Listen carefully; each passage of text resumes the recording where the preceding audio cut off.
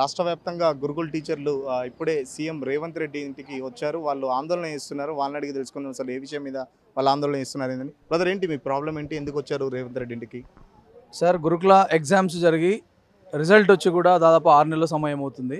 కానీ ఇప్పటి వరకు గురుకుల అభ్యర్థులు చాలా ఇబ్బందులు పడుతూనే ఉన్నాము. సరైన రిజల్ట్ ఇవ్వలేదు. అదేవిధంగా ఫిల్ చేసే టైంలో చేసినటువంటి అవకతవకల వల్ల ఈరోజు ఒక 2000 కుటుంబాల నుంచి ఒక 3000 కుటుంబాలు ఈరోజు రోడ్డు మీద పడ్డాయి. మాకు అన్యాయం జరిగిందని చెప్పేసి మేము దాదాపు 6 నెలల నుంచి డిసెంబర్ నుంచి కూడా మేము రోడ్డు పట్టుకొని తిరుగుతూనే ఉన్నాము. కానీ మాకు ఎటువంటి సమాధానం రాలేదు, ఎటువంటి పరిష్కారం మాకు చూపించలేకపోయారు. కాబట్టి ఈరోజు డైరెక్ట్గా అందరం కలిసి ఈరోజు సీఎం రేవంత్ రెడ్డి గారి ఇంటికి రావడం జరిగింది. మార్నింగ్ 6 o'clockకి రాష్ట్ర వ్యాప్తంగా ఉన్నటువంటి గురుకుల అభ్యర్థులు అందరూ కూడా రకరకాల ప్రాంతాల నుంచి నైట్ మొత్తం ట్రావెల్ చేసి ఈరోజు మార్నింగ్ ఇక్కడ చేరుకోవడం జరిగింది. కానీ మా సమస్యను మేము చెప్పుకుందామని వెళ్తే మాకు అపాయింట్మెంట్ కావాలి, అపాయింట్మెంట్ లేకపోతే మేము లోపల రానివ్వమని చెప్పి అన్నారు. కాబట్టి అందరం కలిసి ఇక్కడ మాట్లాడడం జరిగింది. ఒక 10 మందిని లోపల పంపిస్తామన్నారు, పంపించారు. ఇంకా వాళ్ళు బయటికి రాలేదు. బయటకు వచ్చాక ఏంటి అని తెలుస్తుంది. అయితే ముఖ్యంగా ఏంటంటే మీకు తెలుసు సార్, మేము ఫస్ట్ నుంచి కూడా మీ మీడియా కూడా మాకు చాలా సహకరిస్తున్నారు. మా విషయాన్ని ప్రజలకు కూడా తీసుకెళ్తున్నారు. అయితే సమస్య ఏంటంటే పోస్టులు ఫిల్ చేస్తున్న క్రమంలో డిసెండింగ్ ఆర్డర్లో ఫిలప్ చేయకుండా పీజీటీ డైరెక్ట్గా డిఎల్, జేఎల్, పీజీటీ, టీజీటీ ఇలా డిసెండింగ్ ఆర్డర్లో చేయాలి. అలా చేయకుండా డైరెక్ట్గా పీజీటీ పోస్టులు ఇవ్వడం వల్ల ఒక్కొక్క అభ్యర్థికి 4 ఉద్యోగాలు రావడం జరిగింది. ప్రతి అభ్యర్థి కూడా వచ్చిన 4 ఉద్యోగాలు వచ్చిన అభ్యర్థి 4 ఉద్యోగాలు చేయలేడు. కాబట్టి మేము ఈ రకంగా మాకు సమస్య ఉంది, మాకు ఆ పోస్టులు మాకు ఇవ్వండి అని చెప్పేసి మేము కలవడం జరిగింది. అధికారులను కలవడం జరిగింది. రాజకీయ నాయకులు కలిసాము. ఎవరిని కలిసినా కూడా మా సమస్యకి పరిష్కారం రాలేదు. చివరికి మేము కోర్టులు మెట్టెక్కడం కూడా జరిగింది. కోర్టు కూడా మా వైపుగా ఇంటరిమ్ ఆర్డర్స్ ఇచ్చింది. ఏమనంటే ఏవైతే పోస్టులు బ్యాక్లాగ్ అవుతున్నాయో ఆ పోస్టులని డౌన్ మెరిట్ లిస్ట్ ఆపరేట్ చేసి మిగతా వరకు న్యాయం చేయండి అని చెప్పేసి కోర్టు చెప్పింది. అయినా కూడా ఇప్పటి వరకు కూడా ఎటువంటి పరిష్కారం మాకు రాలేదు. కోర్టు చెప్పిన మాటను కూడా వీళ్ళు పట్టించుకోకుండా ట్రిప్ వాళ్ళకి నచ్చినట్టుగా వాళ్ళు చేసుకుంటూ పోతున్నారు. ట్రిప్ వాళ్ళని మేము కలిసినప్పుడు వాళ్ళు ఏమంటారు అంటే రాజకీయ నాయకుల చేతుల్లో ఉంది, గవర్నమెంట్ చేతుల్లో ఉంది, ప్రభుత్వం చేతుల్లో ఉంది, ప్రభుత్వం దగ్గర నుంచి మీరు నోట్ తెచ్చుకోండి, మేము చేస్తాము, మాకు ఎటువంటి సమస్యలు ఉన్నారు బాధితులు ఒకటే ఉద్యోగానికి 3000 మెంబర్స్ ఉంటారు మొత్తంగా. ఎంత లేదన్నా ఇప్పుడు బ్యాక్లాగ్ పోస్టులు వచ్చేసి ఒక 3000 పోస్టుల వరకు బ్యాక్లాగ్ అవుతున్నాయి సార్. 3000 పోస్టుల వరకు మళ్ళీ ఒకవేళ డౌన్ మెరిట్ ఇస్తే మాత్రం 3000 పోస్టుల వరకు లాభం చేకూర్చే ఆస్కారం ఉంది సార్ మాకైతే ఇప్పుడు.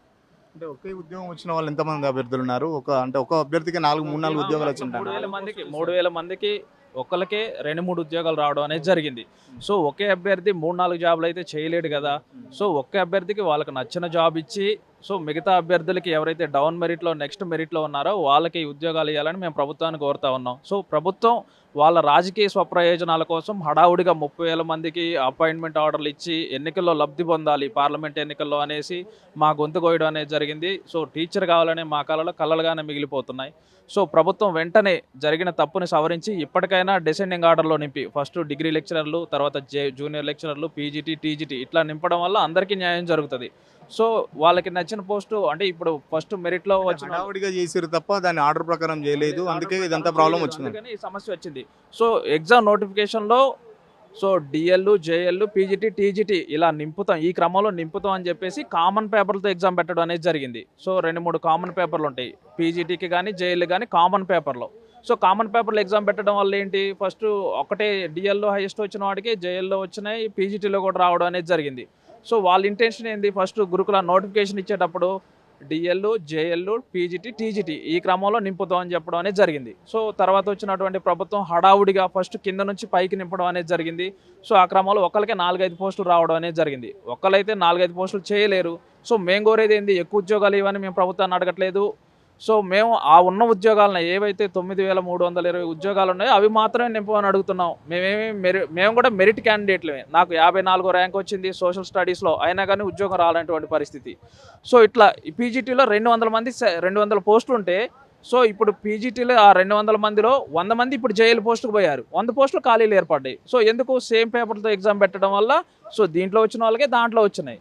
సో అదేదో మెరిట్ తర్వాత ఉన్న మెరిట్ అభ్యర్థులకి ఇవ్వడం వల్ల సో మెరిట్ అభ్యర్థులు ఇట్లా 3,000 కుటుంబాలకి న్యాయం జరుగుతుంది, 3,000 అభ్యర్థులకి న్యాయం జరుగుతుంది. ప్రభుత్వం తను చేసినటువంటి తప్పుని ఇప్పుడు మళ్ళీ డిసెండింగ్ ఆర్డర్లో నింపి సీఎం కలిసారా? సీఎం ఏమన్నా అన్నారు? మీకు అధికారులను కలిసారా? సీఎం కలిసారా?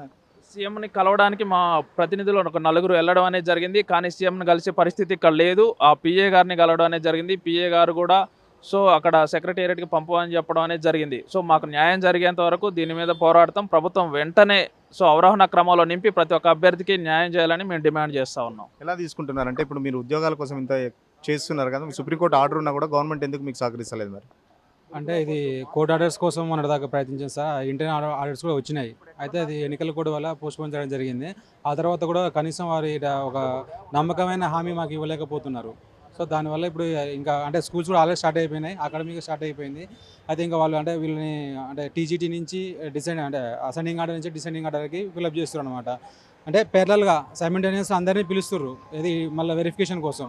ఇప్పుడు ఎన్ని ఖాళీలు ఉన్నాయి మామూలుగా? 9,210 ఖాళీలు ఉన్నాయి సార్. దాంట్లో ఒక 2,000 నుంచి 3,000 దాకా ఖాళీలు ఏర్పడుతున్నాయి మళ్ళీ. ఎందుకంటే ఒక అభ్యర్థి అనే అతనికి ఒక 4 పోస్టులు 2 నుంచి 4 దాకా వాళ్ళే పోస్టులు సాధించడం జరిగినది. సో దానివల్ల మిగతా వాళ్ళకి డౌన్ మెరిట్ లిస్ట్ ఉన్న వాళ్ళకి అన్యాయం జరుగుతుంది అనమాట. అట్లా అయితే వాళ్ళు ఇప్పుడు 4 పోస్టులు వచ్చిన వాళ్ళకి కేవలం 1 పోస్ట్ మాత్రమే చేయగలరు, వాళ్ళు 4 మాత్రం చేయలేరు కదా. సో వాళ్ళకి 1 పోస్ట్ చేసిన తర్వాత మిగతా మొత్తం బ్యాక్లాగ్ క్యారీ ఫార్వర్డ్ చేసి బ్యాక్లాగ్ చేసి నెక్స్ట్ డేట్ తీసుకోవాలని వాళ్ళు చూస్తున్నారు ప్రభుత్వం. మిగిలించుకొని తర్వాత మళ్ళీ ఇన్ని వేసామని లెక్కలు చెప్పుకోవడానికి మాత్రమే ఇట్లా చేస్తుంది. అట్లా ఎలా ఉండబోతుంది భవిష్యత్ కార్యాచరణ ఒకవేళ మీ ప్రాబ్లం అన్ని సాల్వ్ కాకపోతే ఎలా ముందుకు వెళ్ళదలుచుకున్నారు? మాకు న్యాయం జరిగేంత వరకు మేము ఇక్కడ నుంచి అంటే మాకు న్యాయం జరిగేంత వరకు మేము పోరాడుతూనే ఉంటాం. ఎందుకంటే ఇది ఖచ్చితంగా ప్రభుత్వం చేసినటువంటి తప్పు. ప్రభుత్వం చేసినటువంటి తప్పుని ప్రభుత్వమే సవరించుకోవాలి. సో మేము ఇక్కడ మెరిట్ లేకపోతేనో లేకపోతే ఆ ఉన్న నోటిఫికేషన్ కంటే ఎక్కువ ఉద్యోగాలు అడిగితేనో అది మా తప్పు. సో మేము ఉన్న ఉద్యోగాలని అడుగుతున్నాం, ఒకటి కూడా బ్యాక్లాగ్స్ లేకుండా నింపమని. ఈ న్యాయస్థానం కూడా హైకోర్టు కూడా అదే మధ్యంతర ఉత్తర్వులు ఇవ్వడం అనేది జరిగింది. సో వరుస క్రమంలో నింపండి, ఏ ఒక్క అభ్యర్థికి నష్టం జరగకూడదని. అదేవిధంగా న్యాయపరంగా కూడా మా వైపే ఉంది. సో ప్రభుత్వం ప్రతి ఒక్కరికి న్యాయం చేయాలని డిమాండ్ చేస్తున్నాం. న్యాయం జరిగే వరకు పోరాడతాం. పార్లమెంట్ ఎలక్షన్లు ఉన్నాయని చెప్పేసి హడావడిగా పోస్టులు ఇచ్చామన్న రీతిలో మాత్రమే ఈ పోస్టింగ్లు గవర్నమెంట్ చేపట్టిందని, ఇప్పటికైనా మాకు న్యాయం చేయాలని, ఒక్కొక్కరికి 3 ఉద్యోగాలు వచ్చాయని, మిగతా వాళ్ళు ఉద్యోగాలు లేకుండా మేము మా కుటుంబాలు రోడ్డున పడే పరిస్థితి ఉందని చెప్పేసి గురుకుల సంబంధించిన టీచర్లు చెప్తున్నారు. కెమెరామెన్ మహేష్తో సురేష్, సిగ్నల్ టీవీ, జూబ్లీహిల్స్ నుండి.